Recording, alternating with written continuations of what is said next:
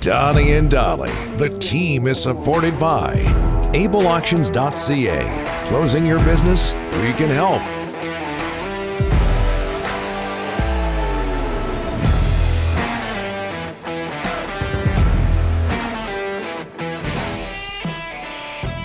Just ahead of Farhan Lalji, one of our three guests of the day. A reminder that Donnie and Dolly is presented by Able Auctions. Saturday, Able Auctions, attaboy Rick, Able Auctions will sell industrial equipment, including 20 sea containers from 8-foot to 40-foot high cubes. Simax, 225 kilowatt generator. Doesn't he work for the Canucks right now? With very low hours, a micro house on a trailer, a large aluminum skiff, dump trucks, excavators, a lot more. Everything from a larger generator to high cube containers, all sold to the highest bidder Saturday. For info on this auction or to get your business assets sold at auction, go to ableauctions.ca, ableauctions.ca. Unsigned, Donnie is the type who, if they trade JT and he lights it up on another team, he'll say this is typical of Canucks luck, even though he's been talking about trading him all year. I have flip-flopped. We all flip-flop on a lot of things, but especially JT Miller. Man, he's just playing so well. I mean, and again, I referred to him as a superstar in the first segment. Do you trade a superstar? I wasn't saying that earlier in the season. That listener/viewer is bang on. As we bring in Farhan Lalji, who was there last night, I believe. Canucks over the Habs 5-3. How are you, sir? I'm good. It's a great question. You know, I just don't think anybody's going to trade JT Miller right now just because the asking price justifiably would be so high. I just don't think anybody's willing to pay it, and I don't think the Canucks should come down from that. 21 wins under Bruce Boudreau, Farhan, in line with what we were just talking about. Are we at a point now where you think to yourself, if they make the playoffs, this group deserves a chance to see what they can do? Yeah, for sure, right? I mean, they're on such a run right now, and they didn't close that door when they made those changes, right? They were hoping they could get into that position, and Boudreau, and he's pushed the right buttons. The Demko's played great, and JT Miller and Elias Pettersson are now playing at a really high level. So, yeah, look, I don't think the Canucks need to all of a sudden turn around and be buyers and go try to add and do something silly that way. But in terms of this group, yeah, they've deserved a chance, and I don't think you're going to see Miller going anywhere. I don't think you're going to see Brock Besser going anywhere. It's those other pieces that, we'll see what happens with, right? We'll see what happens with Tyler Mott. Certainly they would love to move on from Jarro Halak if they could, but there's a lot of challenges around that. So the core of this group, the essence of this group, they deserve a chance to at least get through these next couple of weeks of the homestand before the trade deadline and see where they still sit.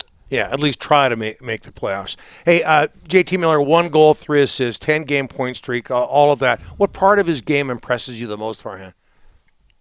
Well, I just think it's that competitiveness, right? I mean, you saw it on the goal that he scored. That, the game was kind of flopping around a little bit, even though the Canucks were significantly better. Here, Montreal was still in it, a tie game, and JT Miller basically called game. He just said, "Okay, enough of this. I'm going to take over." And his energy is channeled in the right direction, right? So, for example, he took the penalty after turning the puck over.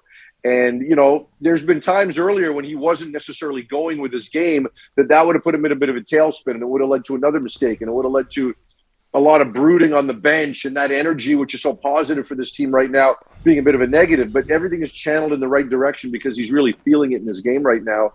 So, he decided to make up for that moment and took the game over, right? So I think that's what you're seeing is just that positive direction of JT Miller's emotion, because the best of JT Miller is also the worst of JT Miller, right? But when you see it on display, you see why he's in the top 10 in scoring right now. Farhan, big news down the highway, across the border. Russell Wilson traded. Your thoughts on that? What a massive story this week. Yeah, there's so many different ways to look at this because he is as good an athlete as the city of Seattle has ever had. And you use the Ken Griffey comparisons, but ultimately Griffey never won a World Series. Russell Wilson did. So, you could make the case that he is the greatest Seattle athlete of all time, just based on what he's done at the highest level in the most high-profile glamour sport. So I think that there was a lot of drama around this situation going back to last season and potentially before that. And ultimately, the reason this happened is because Russell kind of wanted it to happen, right? I mean, they've all said the right things, and there wasn't as much smoke around this as there was a year ago, but ultimately things were happening in the background. And whether he wanted out today or whether the Seahawks knew that they were not going to want to swallow a $50 million a year contract going forward after next year when he had to renegotiate. That's what it came down to. So, yes, it made a lot of sense to trade him, to end the drama, to build your draft pipeline, and to get some assets. However, in this league, when you look over the cliff without a quarterback and look at that, that's a daunting task because there's some elite quarterbacks in this league, and there's some teams that are in desperate need of one, and Seattle just went from the former to the latter. Okay, so what is Russell Wilson's legacy in Seattle? You touched on it there, Farhan, and I asked that because, wins a Super Bowl, all of that, and the accolades are many, but you just mentioned that it's clearly he wanted out of Seattle, and just having Ian Furness on yesterday, it's pretty clear that some people are really upset with him. What's his legacy? Yeah, in the end, I think his legacy is going to be the greatest quarterback in the history of the franchise, and again, arguably the greatest player, greatest athlete in Seattle sports history. I think time heals all of that. I mean, you look at how Pavel Bure left Vancouver, you look at how Ryan Kessler left Vancouver, and ultimately Pavel's numbers in the rafters, and Kessler got a standing ovation when he came back recently, right, to be honored as well. So I think that when this is all said and done, people aren't going to look at Russell Wilson negatively because, truthfully, Russell Wilson's last 2 years haven't been great. They just haven't. His play has diminished, and you can talk about the talent around him as far as offensive line is concerned. I mean, they've got good receivers in DK Metcalf and Tyler Lockett. They've had Chris Carson at running back, so he's had some tools, and I know he's enticed by Denver's tools.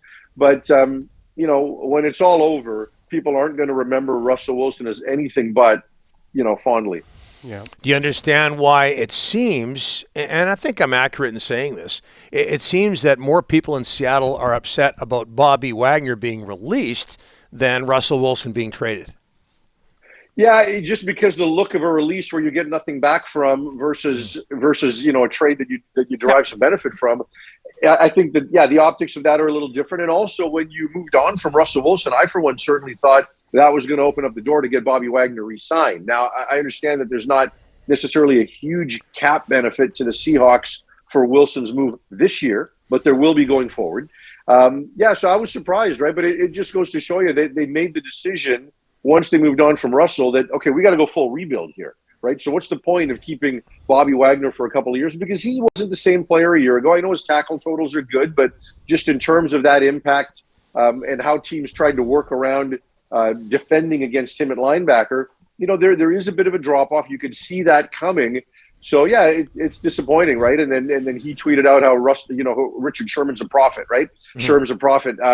There's some narrative around that. But ultimately, these guys get old. Like, you've got to move on as a franchise. So, and Bobby Wagner just carried himself with complete class. There was no drama around Bobby Wagner like there has been around Russell Wilson. Yeah, so true. Farhan, thanks for this. We'll talk to you next week. All right, take care, guys.